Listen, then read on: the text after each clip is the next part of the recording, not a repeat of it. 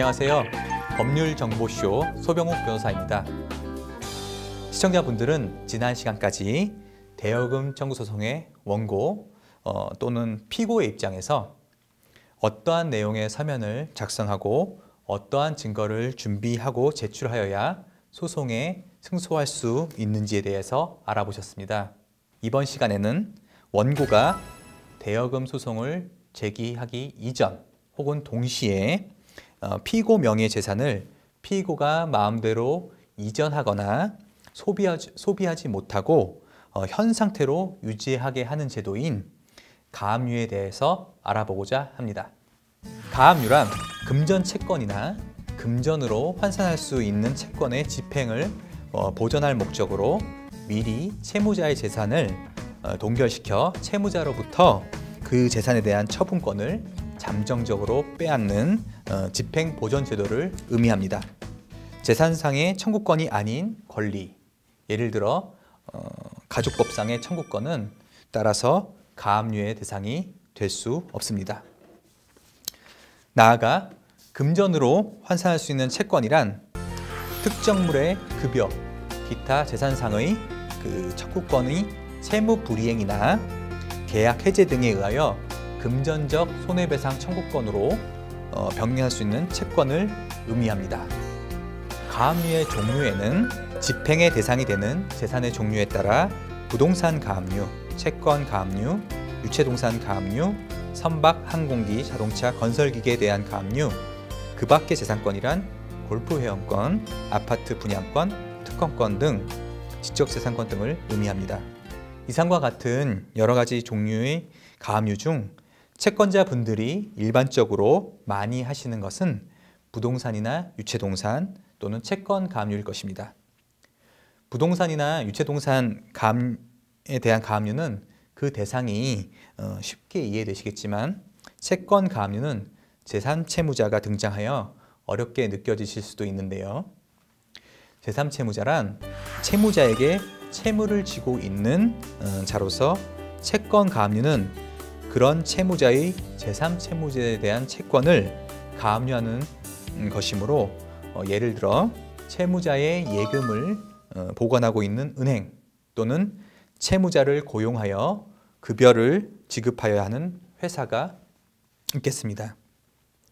따라서 채권자인 가압류 신청인의 채무자 소유 부동산이나 동산, 채권의 존재 등을 아는 경우에는 그에 대한 가압류를 신청하면 되므로 문제가 되지 않으나 만일 채권자가 채무자의 재산에 대해서 아무것도 모르는 경우에는 통상적으로 시중 5대 은행의 채무자의 예금 채권에 대하여 가압류를 합니다. 그럼 가압류는 어느 법원에 신청해야 될까요? 민사집행법 제278조에 의하면 가압류 사건은 가압류할 물건의 소재지를 관할하는 지방법원 또는 본안의 관할법원이 관할한다고 규정되어 있습니다. 여기서 가압류할 물건의 소재지란 강제집행의 대상이 되는 채무자 소유의 재산 소재지를 의미하고 이때 물건의 소재지 여부를 판단하는 시기는 가압류 신청시가 될 것입니다. 본안이란 가압류에 의하여 보전될 청구권의 존보를 확정하는 민사소송 절차를 의미하는 것으로서 쉽게 말해 시청자분들이 원고로서 제기한 대여금 청구 소송을 의미합니다. 따라서 동산 가압류는 본안 또는 동산 소재지, 부동산 가압류는 본안 또는 부동산 소재지, 그리고 채권 가압류는 본안 또는 제3채무자의 주소지가 가압류 신청서를 제출하고 관할하는 법원이 되겠습니다. 그렇다면 가압류를 신청하려는 채권자는 신청서에 어떠한 내용을 기재하여야 할까요?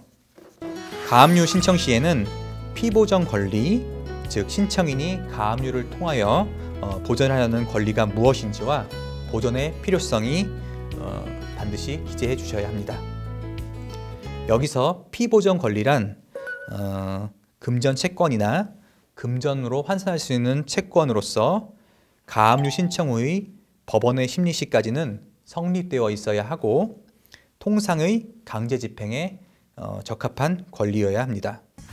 보전의 필요성이란 판결의 집행불능 내지 현저히 곤란하게 될 염려가 있는 경우를 의미하는데요. 채무자의 책임재산의 낭비 또는 훼손, 포기, 은닉, 염가매매, 저당권 설정 또는 채무자의 도망, 그리고 주거 부정이나 빈번한 이사를 하는 경우라고 하겠습니다. 따라서 가압류를 신청하시는 채권자분들은 이러한 피보전 권리의 발생과 그리고 보전의 필요성을 자료와 함께 신청서에 충분히 기재하셔야 합니다. 가압류는 승소 확정 판결 없이 채무자의 재산을 동결하는 것이기 때문에 채무자는 때에 따라서는 아무런 잘못 없이 가압류에 의해 손해를 입게 되는 경우가 발생하게 됩니다. 따라서 가압류가 부적절한 것이었다는 것이 밝혀질 경우 채무자가 쉽게 그 손해를 회복할 수 있도록 담보를 마련해 두는 것이 형평에 맞으므로 법원은 채권자에게 일정액을 담보로 제공하도록 명령하는 것입니다. 다음으로 담보액의 산정은 담보로 제공할 금액은 법원의 재량에 의해서 결정이 되고 소명의 유무 및 정도, 또 채무자가 입게 될 손해액, 그리고 채권자와 채무자의 자력 등이 참작돼서 담보액은 산정이 됩니다. 가압류 공탁금의 일반적인 산정 기준은 부동산은 부동산 가액의 10분의 1, 유체동산은 유체동산 가액의 5분의 4, 그리고 금전 채권의 경우는 금전 채권액의 5분의 2이므로 되도록 채무자의 부동산을 가압류하는 것이 담보 제공의 측면에서 채권자분들에게 유리할 것입니다. 현금 공탁의 담보 제공 명령을 받은 경우 채권자에게는 의도치 않은 경제적 부담이 되므로 오늘 설명드린 공탁금의 일반적 산정 기준을 꼭 기억하셔가지고 채무자의 재산 중 어느 재산을 가압류할 것인지 반드시 생각하시고 가압류 신청을 하시길 당부드리는 바입니다.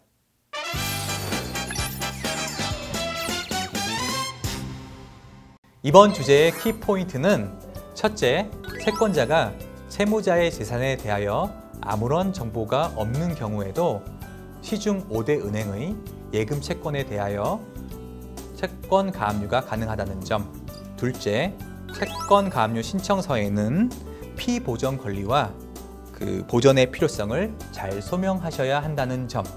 셋째, 가압류 신청 시에는 담보 제공 명령이 있으므로 그 어떤 재산에 대해서 가압류를 신청하실지 잘 선택하셔야 한다는 점을 꼭 기억해 두시길 바랍니다. 지금까지 법률정보쇼 소병욱 변호사였습니다. 감사합니다.